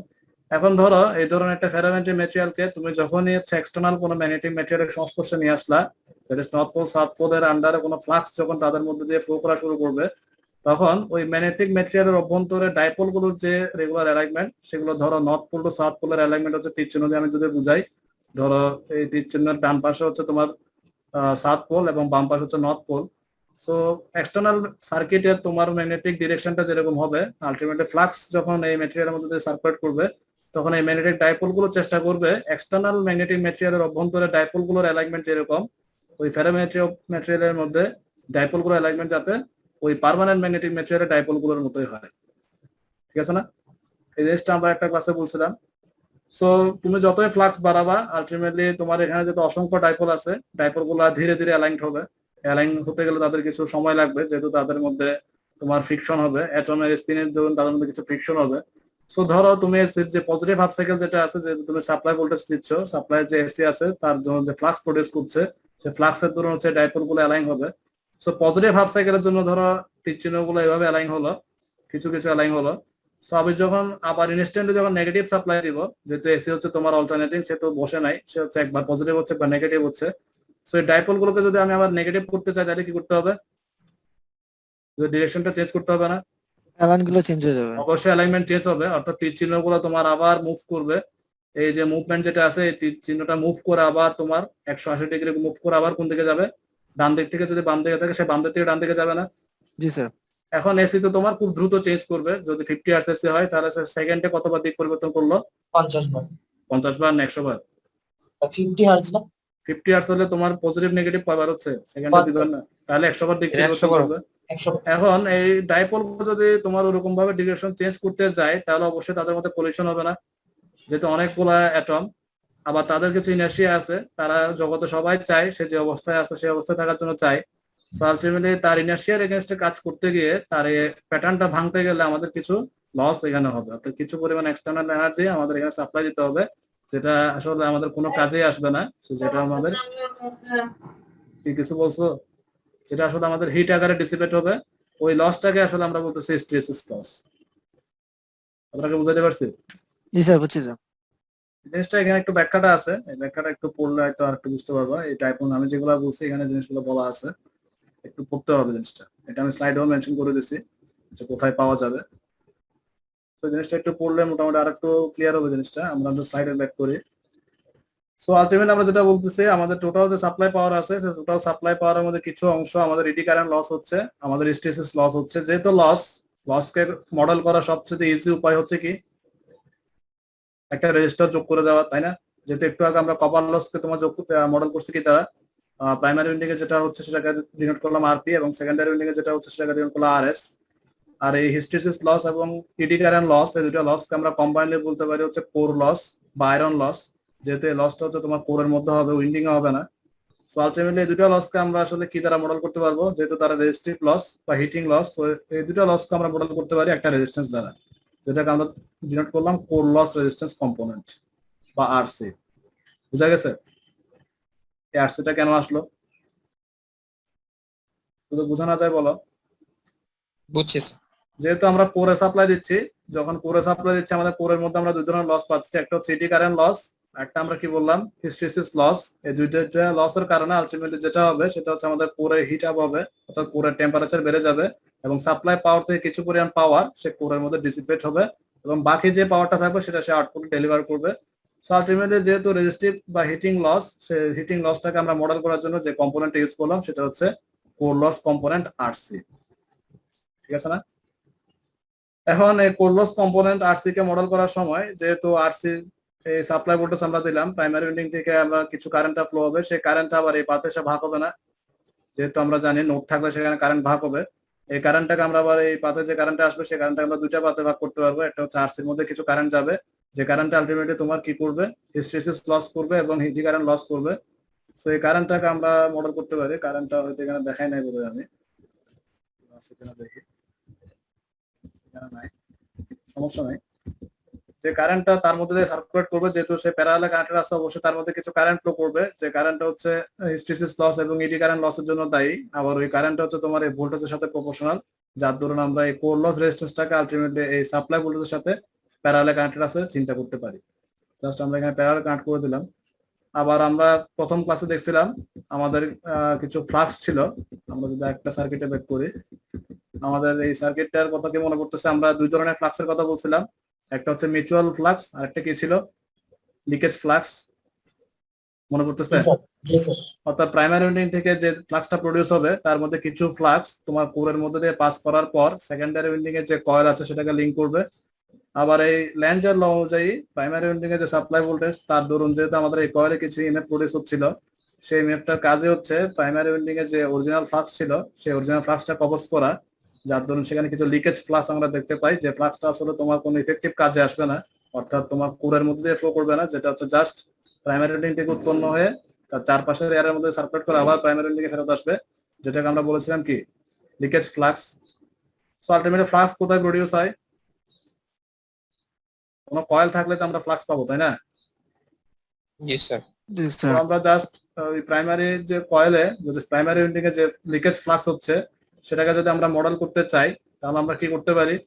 আমরা ধরে নিতে পারি প্রাইমারি উইন্ডিং এ আমাদের একটা ইন্ডাক্টর কানেক্টেড আছে, যে ইন্ডাক্টরটাকে আমরা জাস্ট মডেল করলাম এই জায়গায় তোমার এক্সপি দ্বারা, অথবা যেটাকে আমরা বলতে পারি এলপি। এক্সপি হচ্ছে just the resistive equivalent, that is XP equal to twice pi FL. Just সেটাকে আমরা যদি বলি এই প্রাইমারি উইন্ডিং এ যেটা লিকেজ ফ্লাক্স যেটা উৎপন্ন হচ্ছে সেই লিকেজ ফ্লাক্সটাকে আমরা মডেল করলাম একটা প্রাইমারি ইন্ডাক্টর দ্বারা, যেটাকে আমরা বলছি এলপি। আবার সেকেন্ডারি উইন্ডিং এ কিছু লিকেজ ফ্লাক্স আমরা দেখতে পেয়েছিলাম, সেই সেকেন্ডারি উইন্ডিং এ যে লিকেজ ফ্লাক্স উৎপন্ন হয় সেটাকে আমরা একটা রেজিস্ট্যান্স ইন্ডাক্ট্যান্স দ্বারা আমরা মডেল করতে পারি, যেটাকে আমরা বলতে পারি এলএস, যেখানে এলপি ডিনোট করবে ফাই এলপি কে, আর এলএস ডিনোট করবে ফাই এলএস কে, যেখানে ফাই এলপি এবং ফাই এলএস হচ্ছে প্রাইমারি উইন্ডিং এবং সেকেন্ডারি উইন্ডিং এর উৎপন্ন লিকেজ ফ্লাক্স, যারা হচ্ছে তোমার ইফেক্টিভ কোনো কাজে আসবে না, জাস্ট প্রাইমারি উইন্ডিং এবং সেকেন্ডারি উইন্ডিং উৎপন্ন হয়ে কোরকে বাইপাস করে, কোরের মধ্যে সার্কুলেট না করে তার চারপাশের এয়ারের মধ্যে সার্কুলেট করে আবার ওই প্রাইমারি উইন্ডিং এবং সেকেন্ডারি উইন্ডিং এ ফেরত আসবে। এটা জিনিসটা বোঝা গেছে? এলপি এবং এলএস। জি স্যার। এখন দেখো এই এলপি এবং এলএস এর পাশাপাশি আমার যে জিনিসটা মেইন কম্পোনেন্ট ছিল সেটা ছিল কত, মিউচুয়াল ফ্লাক্স। যে মিউচুয়াল ফ্লাক্সের ধরনে আসলে আমরা কি পেতাম, দেখো দুইটা জায়গায় আমার যে সেকেন্ডারি উইন্ডিং এর টোটাল ফ্লাক্স এবং প্রাইমারি উইন্ডিং এর যে টোটাল ফ্লাক্স, একটা হচ্ছে তোমার লিকেজ কম্পোনেন্ট, তার সাথে কিছু আছে কি মিউচুয়াল ফ্লাক্স। যে মিউচুয়াল ফ্লাক্সটা আলটিমেটলি দুইটা কয়েলকে তোমার লিংক করবে, প্রাইমারি কয়েল এবং সেকেন্ডারি কয়েলের মাঝখানে থাকবে। এখন এই কোরের মধ্যে যেহেতু একটা ফ্লাক্স আমরা পাচ্ছি, সো আলটিমেটলি আমরা এই ফ্লাক্সটাকে মডেল করতে পারি আরেকটা ইন্ডাক্টরের সাহায্যে। যেহেতু আমরা কয়েলের মধ্যে দিয়ে যেহেতু আমরা জানি ফ্লাক্স পাস হয়, সো আমরা জাস্ট মডেলিং যেহেতু করতেছি, সো এই মিউচুয়াল ফ্লাক্সটাকে মডেল করার জন্য আমরা আরেকটা ইন্ডাক্টর ইউজ করতে পারি, যেটাকে আমরা বলতেছি আসলে এক্সএম বা মিউচুয়াল ইন্ডাকটেন্স। ঠিক আছে, সো এটা যেহেতু কোরের মধ্যে আছে, সেটার সাথে সেকেন্ডারি উইন্ডিং এর কোনো কানেকশন আমরা দিচ্ছি না। জাস্ট আমরা কোরের মধ্যে যে রস রেজিস্ট্যান্স যেটা ছিল সেটার সাথে প্যারালাল এক্সএম কানেক্ট করে দিলাম। কানেক্ট করে দেওয়ার পর আমরা একটা আলাদা ব্রাঞ্চ পাচ্ছি। এই ব্রাঞ্চটাকে আমরা বলতেছি আসলে এক্সাইটেশন ব্রাঞ্চ। যেহেতু আমরা কোর লসটাকে কম্পোনেন্টটাকে ডিনোট করলাম আরসি দ্বারা, আবার কোরের মধ্যে যে ফ্লাক্সটা প্রডিউস হচ্ছে, যে ফ্লাক্সটা আলটিমেটলি কোরের মধ্যে দিয়ে সার্কুলেট করছে, সেই ফ্লাক্সটাকে আমরা বলতেছি মিউচুয়াল ফ্লাক্স, এবং সেই ফ্লাক্সটাকে আমরা মডেল করলাম আরেকটা ইন্ডাক্টর দ্বারা। সো এই দুইটা জিনিসটাকে আমরা জাস্ট প্যারালাল কানেকশন করে আলাদা একটা ব্রাঞ্চ সৃষ্টি করলাম, যেটাকে আমরা বলতেছি এক্সাইটেশন ব্রাঞ্চ, এবং এক্সাইটেশন ব্রাঞ্চটাকে আমরা প্রাইমারি উইন্ডিং এ কানেক্ট করে দিলাম। এখন স্বাভাবিকভাবে তোমাদের কোয়েশ্চেন আসতে পারে যে স্যার আমরা এই এক্সাইটেশন ব্রাঞ্চটাকে কেন প্রাইমারি উইন্ডিং এ দিলাম, কেন সেকেন্ডারি উইন্ডিং এ দিলাম না? আমার কোয়েশ্চেনটা বোঝা গেছে? নাকি বুঝা স্যার নাই? কোর লসটা মিউচুয়াল ফ্লাক্সটা কোনটা স্যার? প্যারালাল কেন সেটা একটু বললে ভালো হতো। প্যারালাল কেন সেটা বলতেছি, তার আগে আমি একটু যেটা ক্লিয়ার করতে যাচ্ছি সেটা হচ্ছে, আমরা কোর লস রেজিস্ট্যান্সটা তো বুঝতে পারছি সবাই, যেটা হচ্ছে আমাদের কোরের অভ্যন্তরে হচ্ছে। আবার আমরা বললাম ওই কোরের মধ্যে যে ফ্লাক্সটা পাস করলো, যেটাকে আমরা বলছি মিউচুয়াল ফ্লাক্স, যেহেতু সে কোরের মধ্যে দিয়ে পাস করতেছে, সেটাকে আমরা মডেল করছি আরেকটা ইন্ডাক্টর দ্বারা, যেটাকে আমরা বলছি কত, মিউচুয়াল ইন্ডাক্ট্যান্স এক্সএম। এখন এই দুইটা জিনিসকে আমরা প্যারালালে কানেক্ট করছি, তারপর একটা ব্রাঞ্চ সৃষ্টি করলাম, যে ব্রাঞ্চটার নাম দিলাম আমরা কি, এক্সাইটেশন ব্রাঞ্চ। ঠিক আছে না? এখন এক্সাইটেশন ব্রাঞ্চটাকে তো তুমি চাইলে প্রাইমারি উইন্ডিং থেকে কানেকশন করছো, ঠিক আছে, তুমি চাইলে সেকেন্ডারি উইন্ডিং এ দিতে পারতা। তো এই ব্রাঞ্চটা খুলে নিয়ে আমি সেকেন্ডারি উইন্ডিং এ দিতে পারতাম, কিন্তু আমি সেকেন্ডারি উইন্ডিং এ না দিয়ে আসলে প্রাইমারি উইন্ডিং এ কেন দিলাম?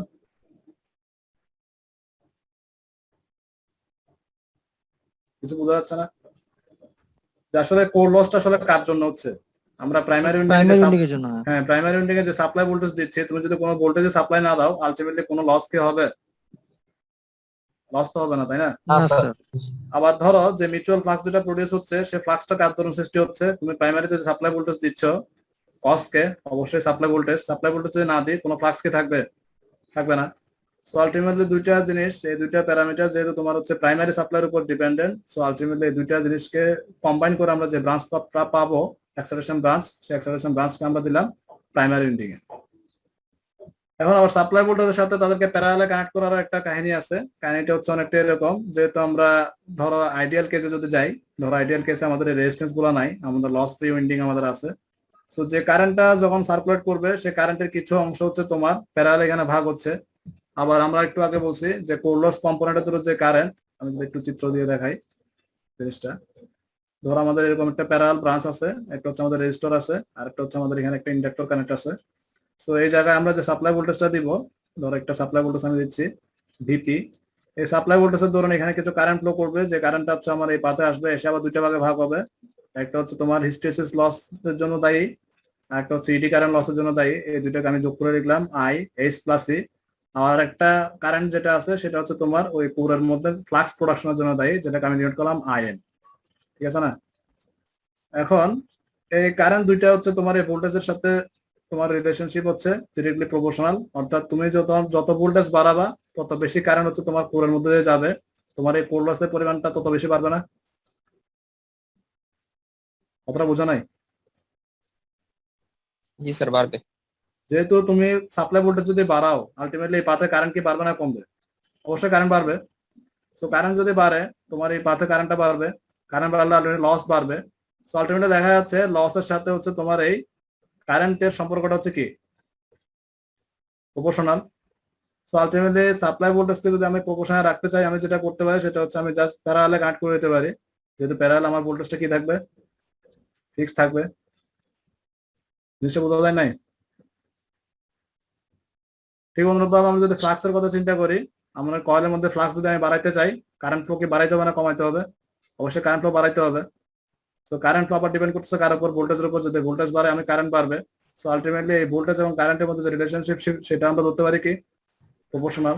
সো আলটিমেটলি প্রপোর্শনাল রিলেশনশিপটাকে মডেল করার জন্য যেটা করা হয়, এই কোর লস রেজিস্ট্যান্স এবং যে তোমার মিউচুয়াল রিঅ্যাকট্যান্স যেটা আছে, এই দুটাকে আসলে সাপ্লাই ভোল্টেজের সাথে প্যারালালে কানেক্ট দেওয়া হয়। আমরা বুঝতে পারছি? জি স্যার। এখন আবার আরেকটা কোয়েশ্চেন তোমরা করতে পারো, যে ঠিক আছে স্যার, আপনি যেটা বলছেন সাপ্লাই ভোল্টেজের সাথে তাদের সম্পর্ক যেহেতু প্রপোর্শনাল, সেহেতু আমি এখানে কি করলাম, আরসি এবং এক্সএম কে প্যারালাল লাগাই দিলাম। কিন্তু এই জায়গায় তো তুমি আবার দেখতে পাচ্ছ কি সিরিজে কি আছে, আরপি আছে এবং এক্সপি আছে। তো সাপ্লাই ভোল্টেজের সাথে কি প্রপোর্শনাল রিলেশনশিপ কি খাটতেছে? না স্যার। অবশ্যই খাটতেছে না। কিন্তু তুমি যদি ফিজিক্যালি যে জিনিসটা একটু চিন্তা করো, যদি আমি আরেকটু হোয়াইট বোর্ডে যাই, যদি ফিজিক্যালি জিনিসটা যদি আমি চিন্তা করি, যেহেতু আমাদের জিনিসটা হচ্ছে রিয়েল ট্রান্সফরমার, সো যেহেতু আমাদের একটা কোর থাকবে, ধরো এটা হচ্ছে আমাদের একটা কোর, আমি পুরোটা আঁকতেছি না, এটা হচ্ছে আমাদের প্রাইমারি সাইড। এই কোরে তুমি কি করবা, সাপ্লাই ভোল্টেজ দিবা, ঠিক আছে না? কিন্তু সাপ্লাই ভোল্টেজ সোর্স যেটা আছে, ধরো আমাদের একটা এসি সোর্স, ধরে আমরা একটা এসি সোর্স আমাদের আছে, এটা হচ্ছে আমাদের এসি সোর্স। এসি সোর্সকে আমি কানেক্ট দিব। সো এসি সোর্স কে এই কোরের সাথে কানেকশন করতে গেলে আমরা আসলে কিসের মাধ্যমে কানেকশনটা দিয়ে থাকি? সরাসরি সরাসরি কি আমরা কানেকশন দিব, নাকি এখানে যে প্রাইমারি উইন্ডে কিছু কয়েল আছে সেই কয়েলের সাথে কানেকশন দিব? কয়েলের সাথে কানেকশন। অবশ্যই কয়েলের সাথে কানেকশন দিব। ধরো এটা হচ্ছে আমাদের কয়েল, আমি কানেকশন দিলাম, এটা হচ্ছে আমাদের কি প্রাইমারি কয়েল। এই প্রাইমারি কয়েলে আবার তোমার কি আছে, কিছু রেজিস্ট্যান্স আছে না? রেজিস্ট্যান্স যেখানে থাকবে সেখানে কি হবে, ভোল্টেজ ড্রপ।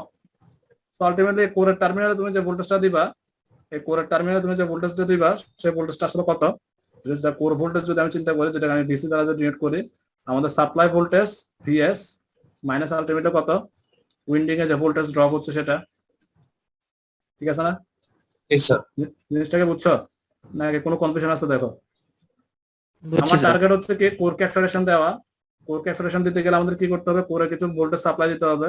কিন্তু সাপ্লাই ভোল্টেজটা আমরা কোরে ডিরেক্টলি দিতে পারবো না, যেহেতু আমাদের ফিজিক্যাল একটা কানেকশন এস্টাবলিশ করতে হবে। যে কানেকশনটা আমরা কিসের মাধ্যমে দিব, একটা উইন্ডিং এর সাথে দিব, যেটা হচ্ছে আমাদের প্রাইমারি উইন্ডিং। আর প্রাইমারি উইন্ডিংটা যদি তোমার লস ফ্রি না, সেখানে অবশ্যই কিছু রেজিস্ট্যান্স আছে, যে রেজিস্ট্যান্সটা ধরুন আমাদের এখানে কিছু ভোল্টেজটা ড্রপ হয়ে যাবে। তো সাপ্লাই ভোল্টেজ থেকে আমরা রেজিস্ট্যান্সের একটা ড্রপ যদি বাদ দিই, বাকি যে ভোল্টেজটা থাকবে সেটা হচ্ছে আমাদের কত, VC. VC, that is the কোরের সাপ্লাই ভোল্টেজ। সো কোরে সাপ্লাই ভোল্টেজ যদি এটা হয়, সো এই জিনিসটাকে মডেল করার জন্য আমরা যেটা করলাম, যেহেতু হচ্ছে কিছু ভোল্টেজ আমাদের এই কোরের অ্যাক্রসে আসার আগে সাপ্লাই ভোল্টেজ থেকে কিছু ভোল্টেজ আমাদের রেজিস্ট্যান্সের অ্যাক্রসে ড্রপ হবে। সো আমি জাস্ট এক্সাইটেশন ব্রাঞ্চটাকে জয়েন্ট করার সময় সরাসরি সাপ্লাই ভোল্টেজের সাথে না দিয়ে জাস্ট রেজিস্ট্যান্সের পরে কানেকশনটা দিলাম। কতটা বুঝাতে পারছি কেন হচ্ছে এক্সাইটেশন ব্রাঞ্চটা তোমার সরাসরি সাপ্লাই ভোল্টেজ অ্যাক্রসে দিই নাই, মানে একটা রেজিস্ট্যান্স বা রিঅ্যাক্ট্যান্সের পরে গিয়ে দিলাম? কোনো কনফিউশন যদি থাকে বলো। আরেকবার একটু বলো। আবার বলতেছি, সেটা হচ্ছে চিত্রটা তো বুঝছো, চিত্রটাতে যেটা ছিল আমাদের একটা কোর ছিল, ট্রান্সফরমার কোর। ওই ট্রান্সফরমার কোরে আমাদের টার্গেট হচ্ছে সেখানে সাপ্লাই ভোল্টেজ দিয়ে মিউচুয়াল ফ্লাক্স এস্টাবলিশ করা। কিন্তু সরাসরি কোরের সাথে কানেকশন দেওয়ার কোনো ফিজিক্যাল ওয়ে আমাদের নাই। তো আমাদের যেটা করতে হবে, সাপ্লাই ভোল্টেজের সাথে কানেকশন দেওয়ার সময় ওই কোরের উপর পেঁচানো যে উইন্ডিং গুলো আছে, একটা ট্রান্সফরমারের চিত্র যদি আমরা দেখি, ওই কোরের মধ্যে ধরো এই যে আমাদের এই যে কোর, এই কোরে আমি সাপ্লাই ভোল্টেজ দিব। তো সাপ্লাই ভোল্টেজ দেওয়ার জন্য আমাদের যার সাহায্য নিতে হবে সেটা হচ্ছে এই প্রাইমারি উইন্ডিং। এই প্রাইমারি উইন্ডিং এ যদি আমি সাপ্লাই ভোল্টেজ দিই, সেখান থেকে কিছু ভোল্টেজ তোমার এই কোরে যাবে। সো যাওয়ার আগে যেহেতু উইন্ডিংটা হচ্ছে তোমার লস ফ্রি না, যেহেতু রিয়েল ট্রান্সফরমার আমরা আছি, সো উইন্ডিং এ অবশ্যই কিছু রেজিস্ট্যান্স আছে, যে রেজিস্ট্যান্সের দরুন এই উইন্ডিং এ কিছু ভোল্টেজ ড্রপ হয়ে যাবে। সো আলটিমেটলি ওই ভোল্টেজ ড্রপটাকে যদি আমি প্রাইমারি ভোল্টেজ থেকে বাদ দিয়ে দিই, বাকি যে ভোল্টেজটা থাকবে সেই ভোল্টেজটা হচ্ছে আমরা এই কোরের একটু সাপ্লাই দিতে পারবো।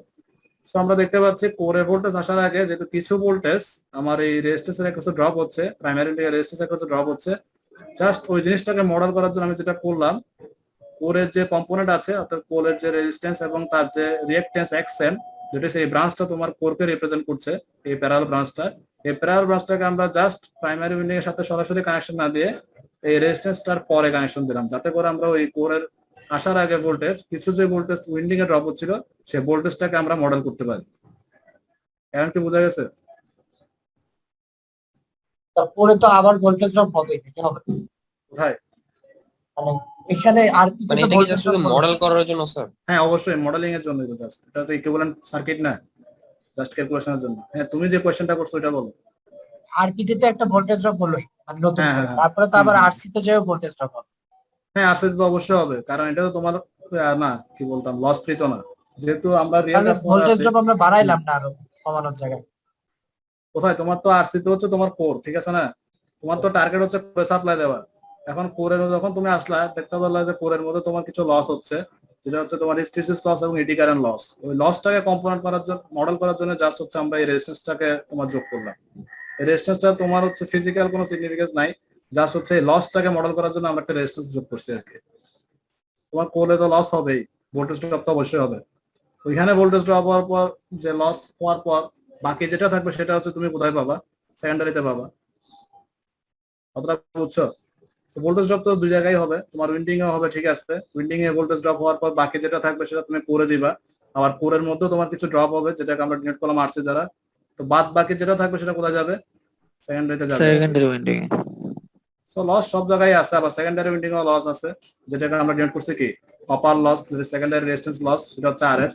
সো ওই জায়গায় যে ইনডিউস ইএমএফ হবে, তো এই যে সাপ্লাই ভোল্টেজ যেটা আছে তার আগে আরেকটা ভোল্টেজ আছে না, যেটা আমি এখানে দিই নাই আর কি, যেটা হচ্ছে কত, সেকেন্ডারি উইন্ডিং এর একটা ভোল্টেজ জেনারেট হবে না, যেটাকে আমরা কি বলেছিলাম E2।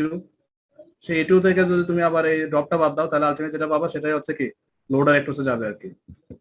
এটা একটা ক্লাসে আমরা বলছিলাম গত ক্লাসে। একটু দাঁড়াও, একটা চিত্র আমাদের ছিল, চিত্র এই দেখো, এই জায়গায় দেখো একটা primary voltage, secondary winding induce voltage, আবার কোরে ভোল্টেজ, সেখান থেকে সেকেন্ডারি উইন্ডিং ইনডিউস ভোল্টেজ, আবার সেকেন্ডারি উইন্ডিং ইনডিউস ভোল্টেজ থেকে যদি আমরা ড্রপ বাদ দেই আলটিমেটলি ফাইনাল যে ভোল্টেজটা পাবো সেটা কোথায় যাচ্ছে? লোডে যাচ্ছে। জিনিসটা বোঝা গেছে? কোনো কনফিউশন স্যার। আছে এখন? জি স্যার। Just ওই ড্রপ গুলাকে মডেল করার জন্য, যেহেতু আমরা ইকুইভ্যালেন্ট সার্কিটে আছি, আমাদের ইকুইভ্যালেন্ট সার্কিটের কাজ হচ্ছে জাস্ট ক্যালকুলেশন করার সুবিধা। তো জাস্ট ওই লস বুক কম্পোনেন্ট গুলাকে মডেল করার জন্য আমরা যেটা করলাম, এই তিন ধরনের লস আমরা দেখতে পাচ্ছি। একটা হচ্ছে copper loss, eddy current loss, hysteresis loss, এবং কিছু লিকেজ ফ্লাক্স, যেটা হচ্ছে আমাদের কোনো কাজে আসবে না।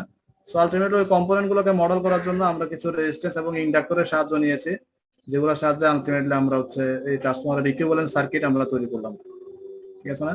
আর যেখানে আমাদের কোডটাকে আমরা রিপ্রেজেন্ট করলাম এই প্যারাল ব্রাঞ্চ দ্বারা, আরসি এবং এক্সএম। এই দুইটা প্যারাল আছে কারণ হচ্ছে তাদের মধ্যে যে কারেন্ট গুলো ফ্লো করবে সেই কারেন্ট গুলো হচ্ছে সাপ্লাইয়ের সাথে ডিরেক্টলি প্রপোর্শনাল। তো জাস্ট কারেন্ট ফ্লোটাকে ঠিক রাখার জন্য আমরা হচ্ছে এক্সাইটেশন ব্রাঞ্চটাকে প্যারাল দিলাম। এখন আমি একটা কোয়েশ্চেন করি তোমাদেরকে, আমরা প্যারালে দিলাম, ঠিক আছে, যেহেতু আমরা বলতেছি কোরের তোমার এক্সাইটেশন দেওয়ার জন্য, একটু খেয়াল করো সবাই, কোরের এক্সাইটেশন দেওয়ার জন্য সবসময় আমাদের কনস্ট্যান্ট একটা কারেন্ট ফ্লো করাইতে হবে, যেটাকে আমরা বলতেছি ম্যাগনেটাইজিং কারেন্ট IM, যেটা হচ্ছে কোরের মধ্যে ফ্লাক্স এস্টাবলিশ করার জন্য সাফিসিয়েন্ট, ঠিক আছে। সো এই IM কারেন্টের মান হচ্ছে খুবই নেগলিজিবল, অর্থাৎ এই প্রাইমারি কারেন্টের সাথে তার কোনো সম্পর্ক নাই। খুব কম পরিমাণ কারেন্ট সাপ্লাই দিলে হচ্ছে আমরা এক্সাইটেশন পেয়ে যাব, এবং আমরা একটা নির্দিষ্ট পরিমাণ কোর লস পেয়ে যাব। যে কোর লসটা হচ্ছে তোমার ট্রান্সফরমারটা আইদার ফুল লোডে থাকুক বা নো লোডে থাকুক, সবসময় সেম পরিমাণ লস হবে এবং সেম পরিমাণ ম্যাগনেটাইজেশন কারেন্ট সে ড্র করবে। তো আমি যদি এই কোর লস যে রেজিস্ট্যান্স যেটা আছে, অথবা এই টোটাল যে এক্সাইটেশন ব্রাঞ্চ যেটা আছে, সেটাকে যদি খুলে নিয়ে এই সেকেন্ডারি উইন্ডিং এর সাথে যদি সিরিজে লাগাই দিই তাহলে কি হবে? আমার কোয়েশ্চেনটা বুঝছো?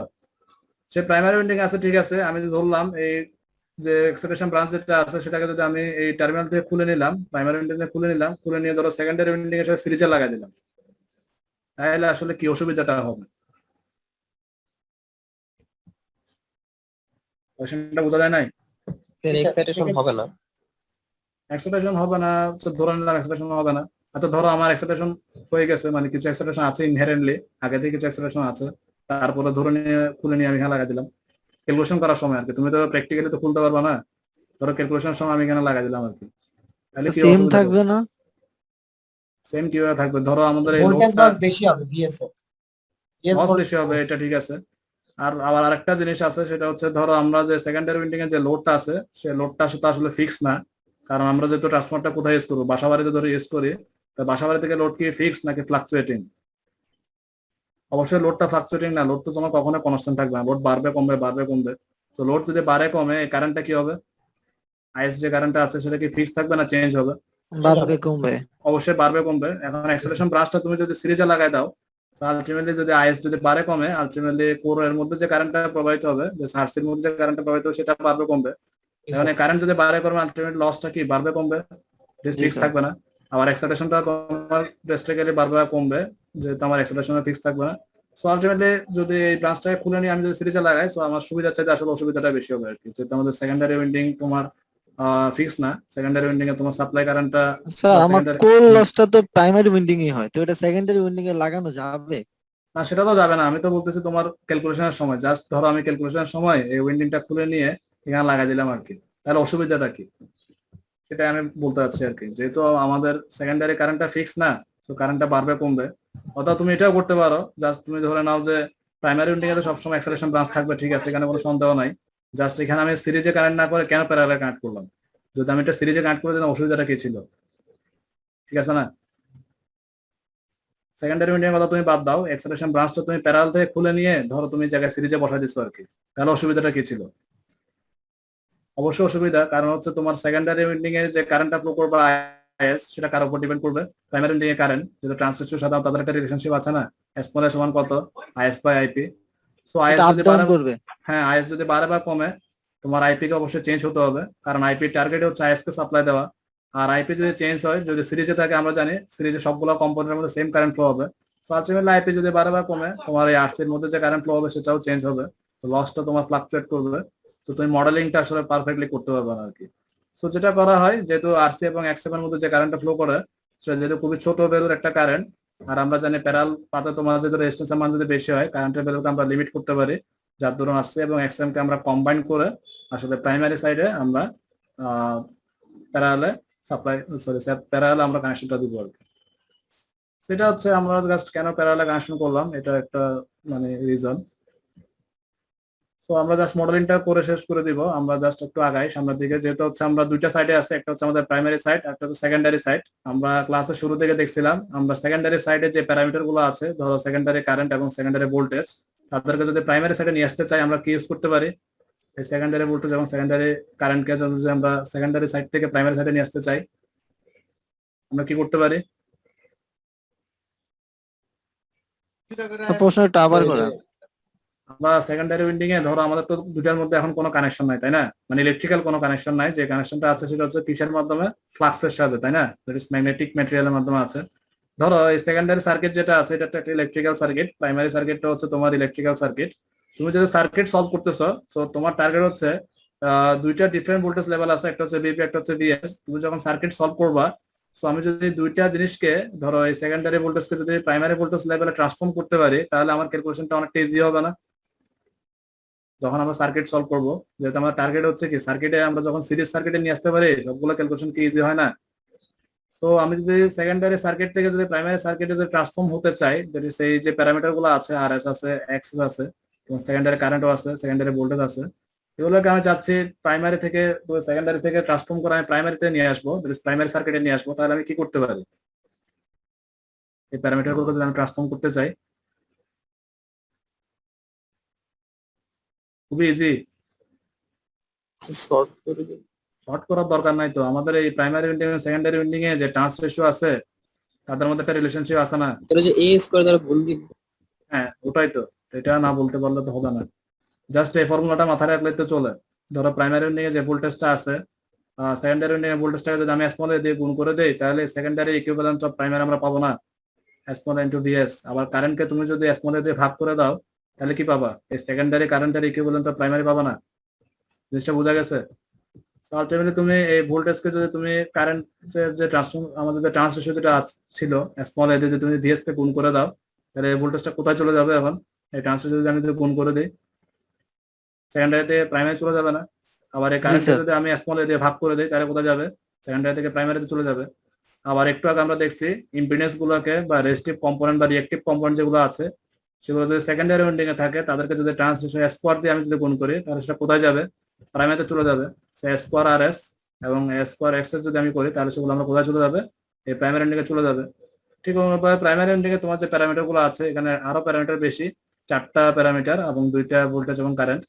সো এদেরকে যদি আমি তোমার ট্রান্স রেশিও স্কোয়ার দিয়ে যদি ভাগ করে দেই, R P by square, X P by square, R C by square এবং এক্স এম বাই স্কোয়ার যদি আমরা করি, তাহলে আমি প্রাইমারি উইন্ডিং থেকে এই প্যারামিটার গুলোকে ট্রান্সফর্ম করে সেকেন্ডারি উইন্ডিং এ নিয়ে আসতে পারবো।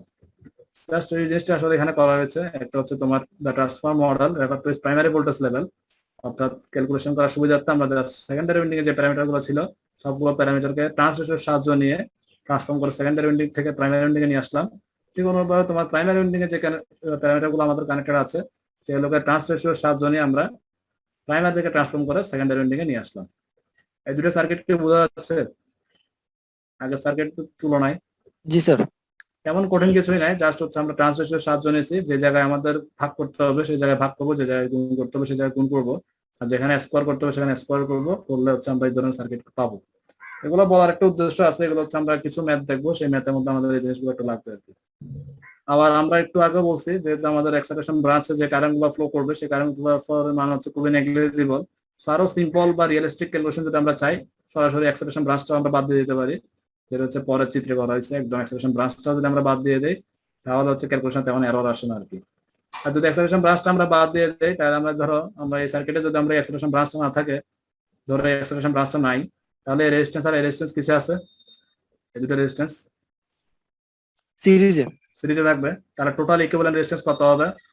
RP plus S for RS. আবার আচ্ছা। রিঅ্যাকট্যান্স দুটো তোমার সিরিজে আছে না, সাব দেখাইছে, রিঅ্যাকট্যান্স যদি সিরিজে থাকে তাহলে যোগ হবে, যেহেতু জে এর আগে তোমার কি সাইন? Plus sign.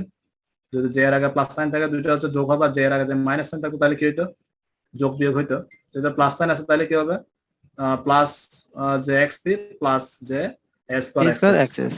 জাস্ট এই ক্যালকুলেশন যদি আমরা করি তাহলে হচ্ছে আমরা টোটাল ইকুইভ্যালেন্ট যে সার্কিট আছে, অ্যাপ্রক্সিমেট ইকুইভ্যালেন্ট সার্কিট, সেটা আমরা পেয়ে যাব। যে কি ছোট যে স্মল যেটা হচ্ছে ওই ইমাজিনারি, আমরা রিয়েল ইমাজিনারি পার্ট করছি না, আমাদের ইন্টারে ছিল x প্লাস i ছিল এখানে, ওই আইটাকে আমরা জাস্ট এখানে j দ্বারা রিপ্লেস করছি, একই জিনিস। এটা হচ্ছে তোমার ওই কার্টেশিয়ান অ্যালজেব্রা বা ফেজর অ্যালজেব্রা যখন করবা, তোমাদের হয়তো ম্যাথের স্যাররাও করাবে, আমাদের সিভিলে আছে অনেক কিছু, মানে ম্যাথ অনেক ডিপ দিতে হয় তোমাদের, স্যারও পড়াবেন। স্যার তোমাদের ফেজর অ্যালজেব্রা শুরু করছে না? স্যার শুরু করছে ফেজর অ্যালজেব্রা? না স্যার, Recording stopped. খুবই ইজি জিনিস। তখন এখানে দেখবা ইমাজিনারি টার্মটা লাগবে, ক্যালকুলেটরকে কমপ্লেক্স মোডে তো অপারেট করতে পারো সবাই। ক্যালকুলেটরে দুইটা মোড আছে, তোমার কমপ্লেক্স মোডে অপারেট করতে পারো না, ওই যে অ্যাঙ্গেল ক্যালকুলেশন করতে হয়, কালকে মনে হয় এটা শিখাতে গেছিল, তখন নেট চলে গেছে, দেখা শিখাতে পারে। ওটা স্যার দেখাবে। কেন এটা তো ইন্টারমিডিয়েটেরও দরকার পড়ে, ভর্তি পরীক্ষায় লাগে। তো তোমরা করো নাই যে ক্যালকুলেটরে তোমার কমপ্লেক্স মোডে নিয়ে যাওয়ার পর অ্যাঙ্গেল হিসাব করতে হয়, আর্গুমেন্ট বা ম্যাগনিটিউড হিসাব করতে হয়? আচ্ছা কি বলো? লাগে নাই স্যার। কেন চুয়েটের ভর্তি পরীক্ষা লাগে নাই? আমরা তো করছিলাম। একটু দেখাবো, ক্যালকুলেটর দিয়ে দেখানো দরকার না, আমি জাস্ট একটু হাতে দিয়ে দেখাই 2 মিনিট। আমাদের ইম্পিডেন্স ছিল ধরো এক্স প্লাস আই জে বা আই ওয়াই। সো তোমার যদি ম্যাগনিটিউড ক্যালকুলেশন করতে বলা হয়, ধরো এই জিনিসটা ম্যাগনিটিউড আমি ক্যালকুলেশন করবো, জাস্ট ক্যালকুলেটর দরকার নাই, আমরা যদি জাস্ট এভাবে করি। হ্যাঁ হ্যাঁ, এটা হচ্ছে তোমার ম্যাগনিটিউডটা তুমি পাবা। আর অ্যাঙ্গেল যদি বের করতে চাও তাহলে কি করতে পারো? থিটা সমান কত? tan inverse. tan ইনভার্স তো ক্যালকুলেশন করতে পারবা ক্যালকুলেটর না, তাও পারবা না। y/x y বাই এক্স, এই জিনিসটা যদি তুমি করো তাহলে তুমি কি পাবা? ম্যাগনিটিউড পাবা, আর সাথে কি পাবা? অ্যাঙ্গেল পাবা। কিন্তু ক্যালকুলেটরের একটা মুড আছে, যে মুডটা হচ্ছে কমপ্লেক্স মুডে যদি তুমি অপারেট করো, আলটিমেটলি আনসার চাপ দেওয়ার পর ওইখানে অ্যাঙ্গেলের মতো কিছু একটা আছে বলে, ওটা দিলে তুমি সাথে সাথে তুমি ম্যাগনিটিউডটাও পেয়ে যাবে, অ্যাঙ্গেলটাও পেয়ে যাবে আর কি। কথাটা বুঝাতে পারছি? এটা যদি দেখা সম্ভব হতো, আমি যদি ফিজিক্যালি তো ক্লাসে নিতাম তোমাদের সাথে, তাহলে এখনই দেখা দিতে পারতাম। তো তেমন কিছুই না, খুবই সিম্পল। ইউটিউবে দেখতে পারো, ইউটিউবে একটু সার্চ করলে পাবো, খুবই সিম্পল। নামাজের ব্যবস্থা হ্যাঁ ঠিক আছে, আমাদের সময় হয়ে গেছে, মানে বুঝতে পারছি সেটা। তো ঠিক আছে, তাহলে আজকে এখানে তো আজকে শেষ করে দেন স্যার এখানে। ওকে ঠিক আছে। আচ্ছা শোনো, একটা কথা, ওয়ালাইকুম আসসালাম। নেক্সট মঙ্গলবারে তাহলে কি আমরা 2টা থেকে বসবো? জি স্যার। আচ্ছা সিয়া, তুমি তাহলে আমাকে একটু জানাইও, যদি মানে ফ্রি থাকে তাহলে আমরা 12টায় হ্যাঁ প্লট ফাঁকা থাকে আপনাকে কল দিয়ে জানাবো স্যার। হ্যাঁ ঠিক আছে, তুমি তাহলে আমাকে একটু আগে ভাগে কল দিয়ে জানাবো আর কি। ওকে Okay, ঠিক sir. আছে তাহলে। আসসালামু আলাইকুম আসসালামু আলাইকুম স্যার। ওয়ালাইকুম আসসালাম।